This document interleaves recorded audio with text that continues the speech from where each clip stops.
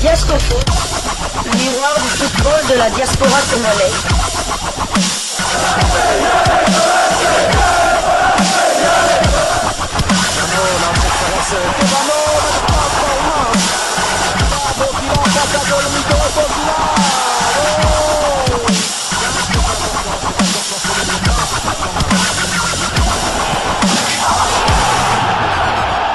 Diasco Foot, le miroir du football de la diaspora congolaise. Vous êtes sur Diasco Foot, le miroir du football de la diaspora congolaise.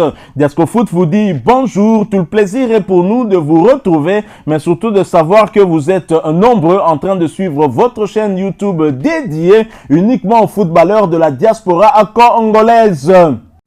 C'est l'heure de partager avec vous quelques news que nous avons pu récolter pour vous, des news concernant certains de nos internationaux ou des binationaux qui se sont illustrés dans leurs clubs respectifs. Et cela dans le cadre de cette troisième livraison sportive de ce mercredi 18 septembre 2024. Une livraison que nous débutons par la Belgique, où l'on jouait un match en retard de la 5e journée opposant Anderlecht et le Racing Club de Genk de notre international Joris Kayembe. En s'imposant 0-2 mardi soir à Anderlecht, en match d'alignement de la 5e journée de la Jupiler Pro League, Genk a remporté une 5e victoire consécutive en championnat et prend la tête du classement. Moujahid Sadik et Noah Adedji Sternberg ont marqué les buts limbourgeois. Après cette journée, Genk prend la tête du classement avec 16 points. 3 de plus que le club de Bruges. Anderlecht qui enchaîne un 3e match sans victoire et signe sa première défaite de la saison. Et 4e avec 12 points. Genk s'est procuré un penalty dès la 5e minute de jeu. Mathias Zanka, Jorgensen heurtant Tolu Arokodare du bout du pied dans son rectangle. Jens Sturkers a toutefois été empêché d'ouvrir le score par un double arrêt de Koli Kozemans à la 7e minute. Genk a continué à pousser, mais Arokodare a complètement manqué son tir seul face au but vide sur un centre de Hirasor à la 9e minute de jeu. Bien aidé par la passivité bruxelloise, les Limbourgeois ont contrôlé le jeu jusqu'à marquer à la 37e minute, but du 0-1. Sur un corner tiré au premier poteau par Stukers, Brian Eyen a dévié de la tête pour Sadik qui a battu Kozemans du torse. Juste avant la pause, Arokodare a manqué une nouvelle grosse occasion seul devant Kozemans. En deuxième mi-temps, Anderlecht a remis le pied sur le ballon mais n'est pas parvenu à se créer quelques occasions franches.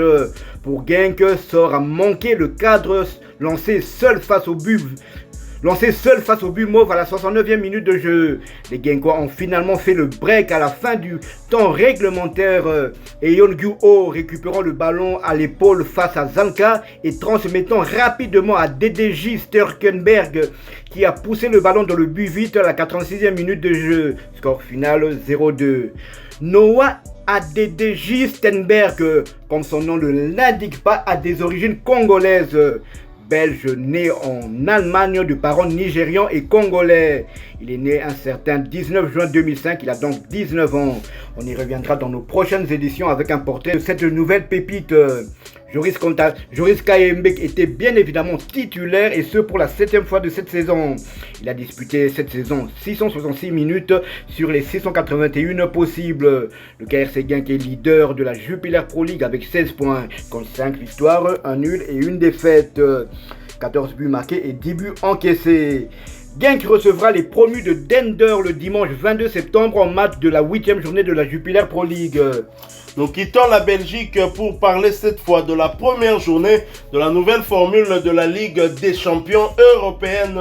Soirée cauchemardesque pour les internationaux congolais de Sébastien Desabre qui se sont tous inclinés. Mais excellente soirée par contre pour deux autres binationaux congolais non encore léopards qui ont pris le dessus sur un autre. D'abord allons en Suisse. En Suisse où les Young Boys de Berne et Elia Meshak humiliés d'entrée à domicile. Elia Meshak et son équipe débute par une défaite à la maison face aux Anglais d'Aston Villa. Score final 0 but contre 3. Début inscrit d'abord par un binational belgo-congolais, mais qui a déjà fait le choix de la Belgique. Yuri Tielemans qui a inscrit l'ouverture du score à la 27e minute avant que son coéquipier Jacob Ramsey ne puisse corser l'addition à la 38e. 2-0 sera le score à la mi-temps. En deuxième période, c'est Amadou Onana qui va inscrire le but du break, le but du KO à la 86e minute pour le 0-3. Sur le banc à l'entame de ce match, l'international congolais va faire son entrée sur l'aire de jeu à la 46e minute sans pouvoir malheureusement changer la donne. Elia Meshak voit son temps de jeu porté à 462 minutes sur les 1057 minutes possibles. Il a participé à 9 des 11 matchs avec son club avec à la clé un but inscrit et une passe décisive délivrée. Le prochain rendez-vous pour les Young Boys de Berne, ce sera en Super League Suisse, championnat suisse de première division pour le compte de la 7e journée, un déplacement sur le terrain du FC Winter Tour. Ce match est prévu pour le dimanche prochain 22 septembre 2024 sous le coup de 15h30 de Kinshasa, 16h30 heure de Goma à l'est de la République démocratique du Congo. Toujours pour le compte de cette première journée, nouvelle formule de la Ligue des champions européenne, sans Galaël Mukaou, Lille est allé s'incliner au Portugal sur le terrain du Sporting CP. Score final 2-0. Début qui était l'œuvre de Victor Gyökeres d'abord à la 38e minute pour le 1-0. Score qui sanctionnera la première mi-temps avant de voir son coéquipier Zeno Debast corser l'addition à la 65e minute. Victor Gyökeres, un nom auquel vous êtes maintenant habitué puisque la saison dernière on a beaucoup parlé de lui. Lui qui était en concurrence avec l'international congolais Simon Banza pour gagner le soulier d'or du Portugal. Et c'est lui qui était le vainqueur devant Simon Banza bien évidemment. Blessé, Galaël Mukaou n'a évidemment pas pris part à cette rencontre. Son temps de jeu stagne donc à 199 minutes sur les 889 minutes possibles. L'international congolais a participé à 6 des 9 matchs avec son club. Et prochain rendez-vous pour le LOSC, ce sera pour le compte de la 5e journée de la Ligue 1, championnat français de première division, la réception de Strasbourg le samedi 21 septembre 2024 sous le coup de 16h de Kinshasa, 17h heure de Bukavu à l'est de la République démocratique du Congo. Toujours pour le compte de cette première journée de la nouvelle formule de la Ligue des champions européenne, le Bayern de Munich qui recevait le Dynamo Zagreb l'a étrié sur le score de 9-2 et qui fait le bonheur des Barcelonais qui avaient été battus à l'époque par le Bayern Munich sur le score de 8-2.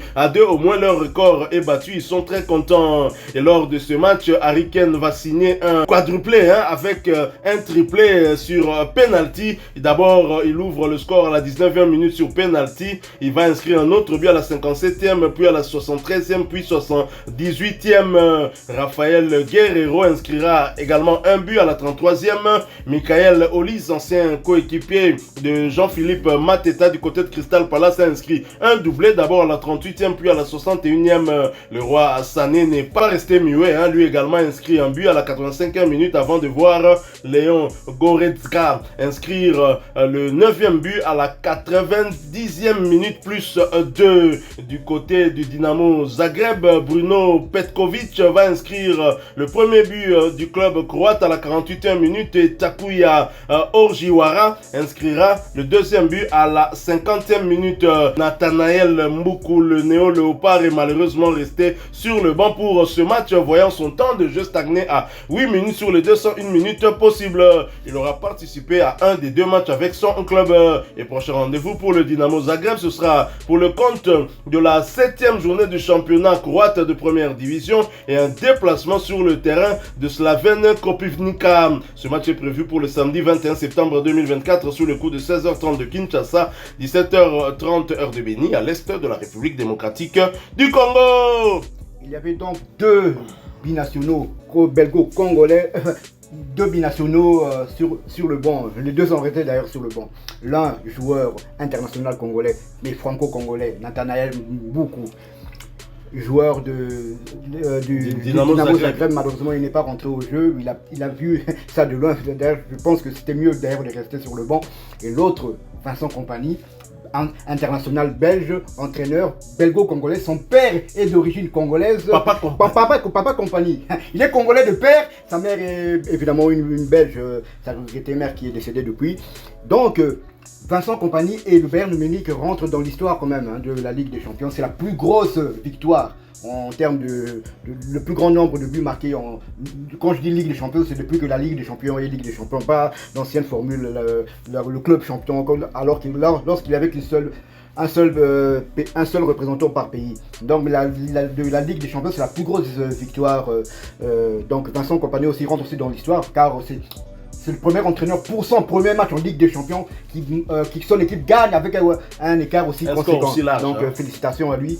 On est vraiment très fiers d'avoir quand même un joueur du Kompany, Combo du côté du Bandundu. Donc on est vraiment très fiers de lui.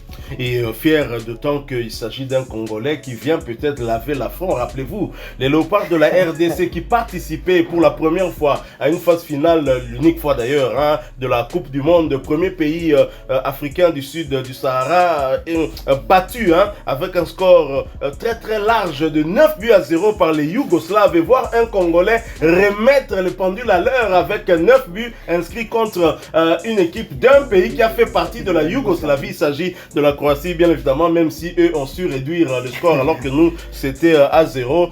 Ça peut quand même nous faire du bien, donc on peut dire que Makile Gangi a vengé papa naye, koko naye, Barcelonais, c'est la même idée car ils vont retrouver Muller.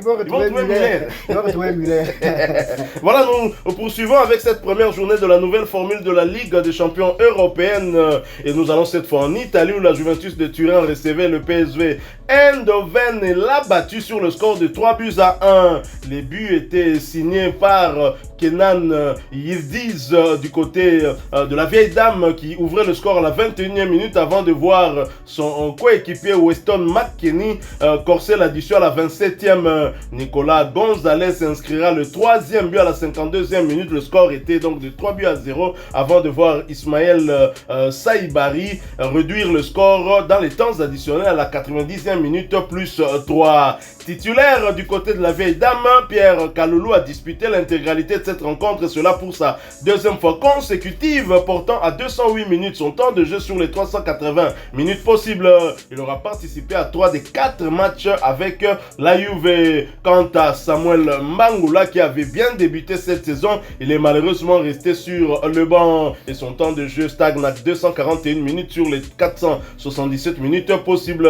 Samuel Mbangula a tout de même participé à 4 des 5 matchs avec son club, avec à la clé un but inscrit et 2 passes décisives délivrées. Du côté du PSV Eindhoven, la pépite congolaise Joël Ndala, joueur ancien, joueur du Manchester City, n'était malheureusement pas sur la feuille de ce match.